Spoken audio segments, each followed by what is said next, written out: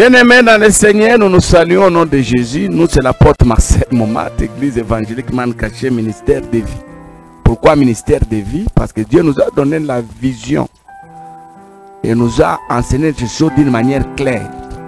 Dieu nous a dit qu'il n'est pas responsable des malheurs des gens sur cette terre.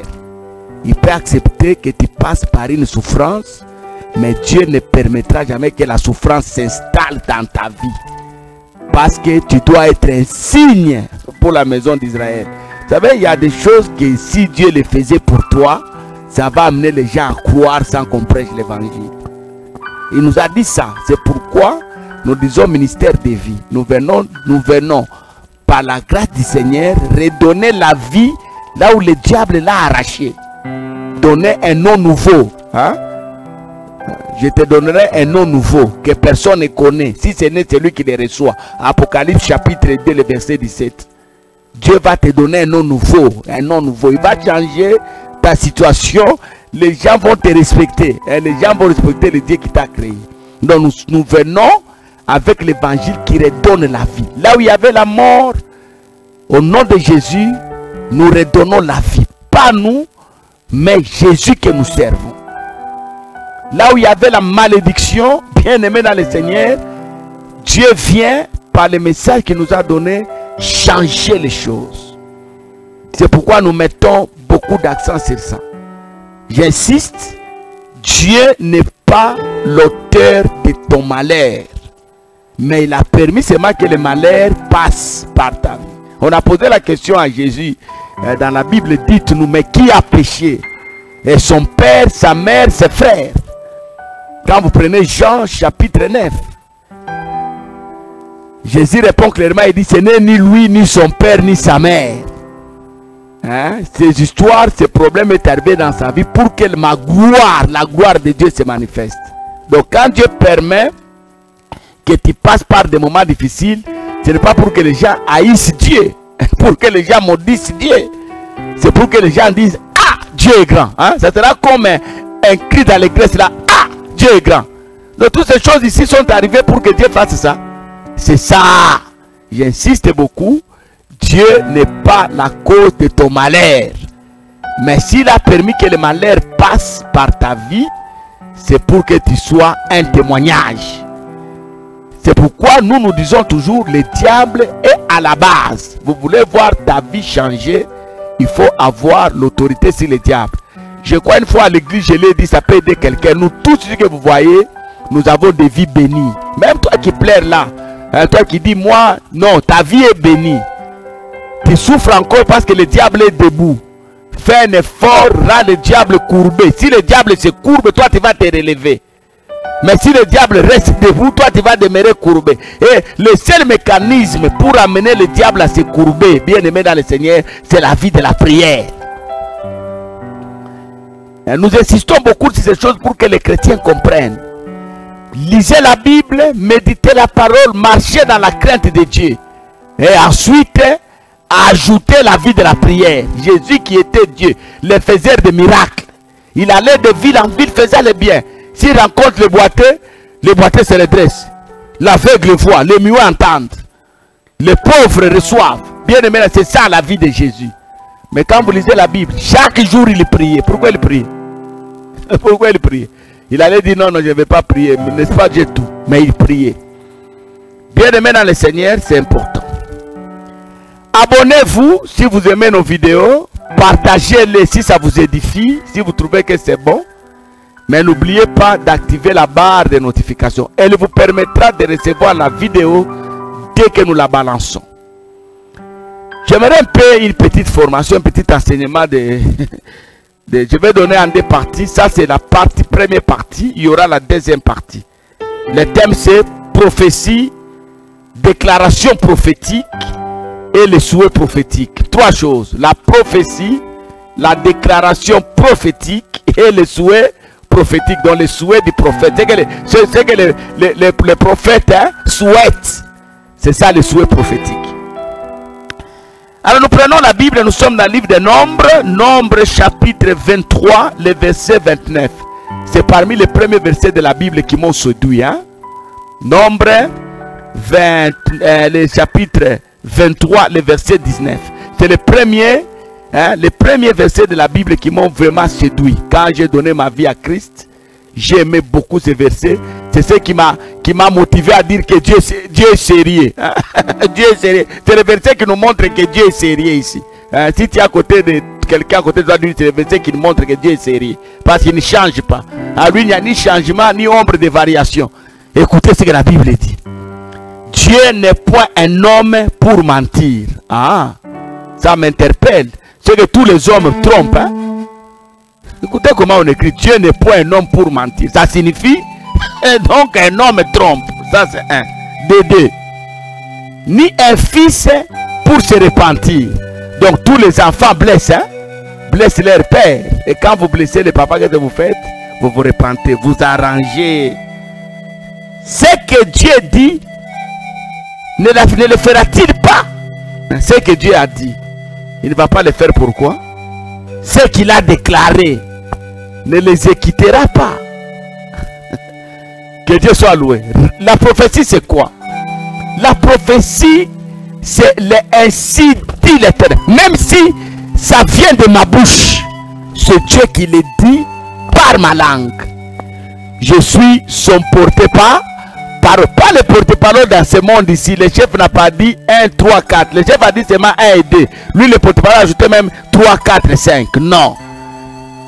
Un prophète, c'est un porte-parole correct. Il ne retranche, il ne transmet que ce que Dieu lui a dit. Et quand Dieu a dit, Dieu fait. Il est redevable de personne. Il va craindre pourquoi. Il a dit. Dieu a dit il va te donner. Il va te donner. Dieu a dit il va tuer. Il va tuer. Dieu a dit il va te relever. Il va te relever. Parce que la prophétie ne pensait pas que. Parce que c'est la prophétie. Il faut que ça soit tellement positif. Ce que Dieu dit. La prophétie peut aussi apporter un caractère négatif. Ça c'est l'ainsi dit l'Éternel. Ce que je vous dis là ne vient pas de moi. Moi je vois parfois des chrétiens discuter avec les prophètes. Hein? Prophète, tu peux m'éclairer. T'éclairer comment? Il a dit ce que Dieu lui a dit. T'éclairer ce que tu veux qu'il ajoute. Lui il a dit seulement. Hein? Prophète, là je n'ai pas compris. Tu vas comprendre quoi? Le prophète aussi il a compris comme toi tu comprends ce qu'il te dit là. Il n'a ni ajouté ni retranché. Ça vient de Dieu. C'est clair. Qui a dit ça? C'est Dieu qui a parlé. Point. Très. Vous savez ce que j'aime avec la prophétie? Même si elle tarde, elle finit par ça s'accomplit. Quand vous lisez Habakkuk qui dit la prophétie que tu attends, la grave là. Quand on dit graver, c'est-à-dire écrire avec insistance pour que ça ne se fasse pas. Ça va prendre le temps. Hein? Grave là. Même si elle tarde, elle finira par ça s'accomplir. Elle court vers sa réalisation. La prophétie court, elle a des pieds, elle est en train de marcher. Elle va se réaliser. Attends là. Sois à ton poste. Habakkuk dit, j'étais à mon poste, en train de prier. Hein? En train d'attendre la prophétie. On n'attend pas la prophétie sans prier. Hein? Que Dieu soit loué. Un jour, ma femme m'a dit, homme de Dieu, j'ai l'impression comme si les prophéties négatives se réalisent vite. Les prophéties positives traînent. Et je dis non. Bien aimé, c'est parce que nous les hommes, on n'est pas patients. C'est ça le problème. On est tellement raciste. Dieu te dit, il va te donner l'argent. Toi, tu veux déjà, avant même que Dieu ne t'ait mis, je vais te donner là. Quand il a vu c'est mon niveau de l'âge, maintenant l'argent tombe dans tes mains. C'est comme ça les gens aiment. Que Dieu soit loué. Les gens ne sont pas patients. La prophétie, c'est ainsi dit l'Éternel. Quelle petite précision. Quand ça vient de Dieu, n'ajoutez pas, n'éclairez pas. Ne soyez pas comme le modérateur là, le prédicateur a fini de prêcher. Lui il passe maintenant et dit, je vais maintenant éclairer. C'est que le prédicateur n'a pas dit, moi je vais éclairer. Non. Qui es-tu pour éclairer ce que Dieu a dit? C'est ainsi dit l'Éternel. Dieu m'a envoyé te dire, repens-toi. Si tu ne te repens toi, il y aura ça, il y aura ça, il y aura ça. Je m'arrête par là, je pars. Ne me dis pas prophète, je n'ai pas entendu, éclaire-moi. Non. Que Dieu soit lui. Qu'il éclaire quoi? Il n'y a pas moyen d'arranger la prophétie. Il y a même des prophètes qui arrangent la prophétie. Un jour, un prophète a commencé à prophétiser sur moi. Papa, Dieu a dit, et puis j'ai vu comme flou. J'ai dit non, non, arrête, ça ne vient pas de Dieu. Quand il y a flou, ça ne vient pas de Dieu. Les choses de Dieu sont claires, sont propres, comme l'eau limpide, c'est clair. Alléluia. Est-ce que quelqu'un m'a compris? C'est la déclaration. Ça ne vient pas de moi. Dieu a utilisé seulement quoi? A utilisé ma langue. Avec le temps, je vais vous parler des dons qui se rapprochent de la prophétie. Il y a le parler en langue et l'interprétation des langues. Hein? Ça s'approche de la prophétie.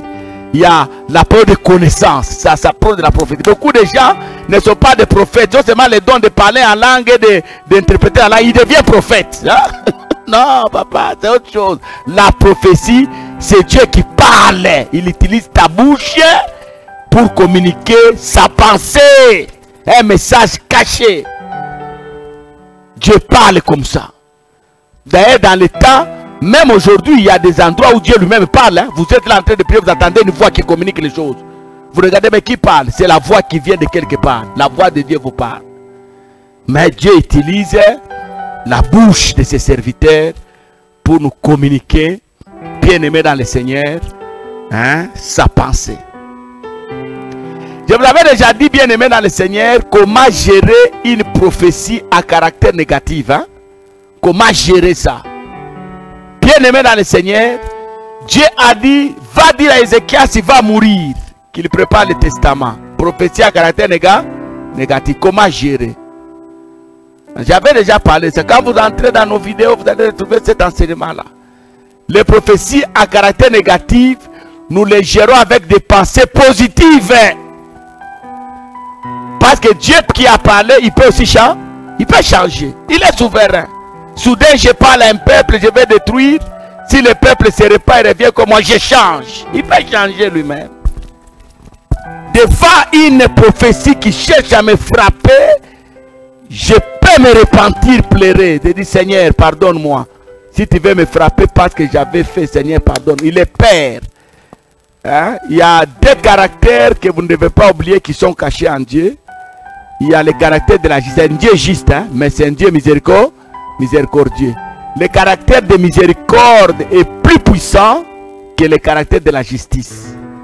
Quand il veut tuer, sa miséricorde peut venir saisir sa main. Hein? Il tient seulement la main et il arrête le plan qu'il avait. Que Dieu vous bénisse. Je crois que ça édifiait quelqu'un. Je vais revenir avec la deuxième partie, mais j'introduis déjà hein, la vidéo qui va suivre. Donc si vous suivez ça, suivez la vidéo qui viendra après. Je vais vous parler maintenant de la déclaration prophétique. Hein? La déclaration prophétique.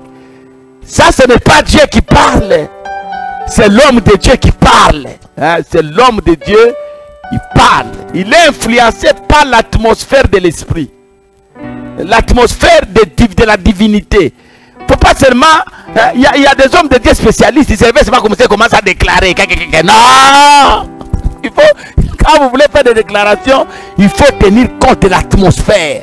L'atmosphère doit être divin. Hein? On sent que Dieu est présent. Hein? On sent que quand je travaille là, je sens que je suis avec Dieu. Vous déclarez et vous voyez des choses se réaliser. Je reviens d'ici là. Que Dieu vous bénisse, soyez bénis chez vous.